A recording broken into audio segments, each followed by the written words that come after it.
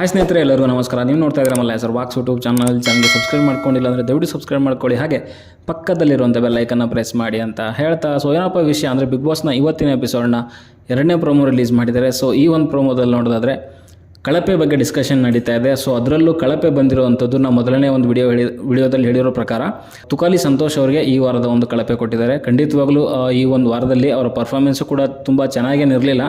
But ಸುಮಾರು ಜನಕ್ಕೆ ಅವಕಾಶ ಸಿಕ್ಕಿಲ್ಲ ಅಂದರೂ ಕೂಡ ಅವರು ಸಿಕ್ಕಿರೋವಂಥ ಒಂದು ಗೇಮಲ್ಲಿ ಒಂದು ಒಳ್ಳೆ ಪರ್ಫಾರ್ಮೆನ್ಸ್ ಕೊಟ್ಟಿದ್ದಾರೆ. ಬಟ್ ಆದರೆ ಇವರಿಗೆ ಅವಕಾಶ ಸಿಕ್ಕಿತ್ತು, ಅಂಥ ಅವಕಾಶಗಳನ್ನ ಉಪಯೋಗಿಸ್ಕೊಳ್ಳಿಲ್ಲ. ಜೊತೆಗೆ ಸ್ವಲ್ಪ ಹಿಂದೆ ಮಾತಾಡುವಂಥದ್ದು ಮತ್ತು ಅಲ್ಲಿಂದ ಇಲ್ಲಿಗೆ ತಂದಾಕುವಂಥ ಮಾತುಗಳಾಡೋದು ತುಂಬ ಜಾಸ್ತಿ ಆಗಿತ್ತು. ಸೊ ಅದಕ್ಕೆ ಅವರಿಗೆ ಒಂದು ಈ ವಾರದ ಕಳಪೆ ಕೊಟ್ಟಿದ್ದಾರೆ. ಅದರಲ್ಲೂ ಪಾಯಿಂಟ್ಸ್ ಕೆಲವೊಂದು ಬಂದಿದೆ ಕೂಡ, ಅದರಲ್ಲೂ ಸುಮ್ಮನೆ ಗೆಸ್ಸಿಂಗಲ್ಲಿ ಬಂದಿರೋದು ಮಾತ್ರ ಪಾಯಿಂಟ್ಸ್ಗಳು ಇಲ್ಲಿ ಅವರಿಗೆ ಬಂದಿರೋವಂಥದ್ದು. ಅವರು ಟಾಸ್ಕ್ ಗೆದ್ದು ಪಾಯಿಂಟ್ಸ್ಗಳು ಯಾವುದೂ ಗಳಿಸ್ಕೊಂಡಿಲ್ಲ. ಸೊ ಅಲ್ಲಿ ಪ್ರತಾಪ್ ಅವರು ಕೂಡ ಅದನ್ನೇ ಮೆನ್ಷನ್ ಮಾಡಿ ಹೇಳ್ತಾ ಇದ್ರು.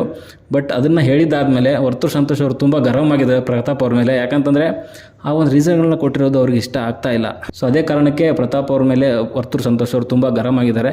ಸೊ ನನ್ನ ಪ್ರಕಾರ ಹೇಳೋದಾದರೆ ತುಕಾಲಿ ಸಂತೋಷ್ ಅವರು ಕಾಮಿಡಿ ಮಾಡ್ತಾರೆ, ಎಲ್ಲ ಓಕೆ. ಆದರೆ ಗೇಮ್ ಅಂತ ಬಂದಾಗ ಇತ್ತೀಚಿನ ಒಂದು ವಾರಗಳಲ್ಲಿ ಅವರ ಪರ್ಫಾರ್ಮೆನ್ಸ್ ಅಂಥ ಒಂದು ಪರ್ಫಾರ್ಮೆನ್ಸ್ ಬಂದಿಲ್ಲ. ಇಲ್ಲಿ ಟೋಟಲ್ ಒಂದು 100 ಡೇಸ್ ದಿನ ತೊಗೊಂಡ್ರು ಕೂಡ ಓನ್ಲಿ ಒಂದು 2 ವಾರ ಮಾತ್ರ ಒಂದು ಒಳ್ಳೆ ಪರ್ಫಾರ್ಮೆನ್ಸ್ ಕೊಟ್ಟಿದ್ದಾರೆ. ಬಿಟ್ಟರೆ ಎಲ್ಲೂ ಕೂಡ ಅವರದ್ದು ಮಿಕ್ಕಿರೋ ವಾರಗಳಲ್ಲಿ ಅಂಥ ಪರ್ಫಾರ್ಮೆನ್ಸ್ ಬಂದಿಲ್ಲ ಅಂತಲೇ ಹೇಳ್ಬೋದು.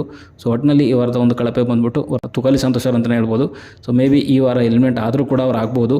ಸೊ ಡೇಂಜರ್ ಝೋನಲ್ಲಿದ್ದಾರೆ ಅಂತ ನನಗೆ ಅನಿಸುತ್ತೆ. ಹಾಗೆ ನಿಮ್ಮ ಅನಿಸಿಕೆ ಅಭಿಪ್ರಾಯಗಳು ಏನಿದ್ರು ಕೂಡ ಕಮೆಂಟ್ ಬಾಕ್ಸಲ್ಲಿ ತಿಳಿಸಿ ಅಂತ ಹೇಳ್ತಾ ಮುಂದಿನ ವಿಡಿಯೋದಲ್ಲಿ ಸಿಗೋವರೆಗೂ ನಮಸ್ಕಾರ.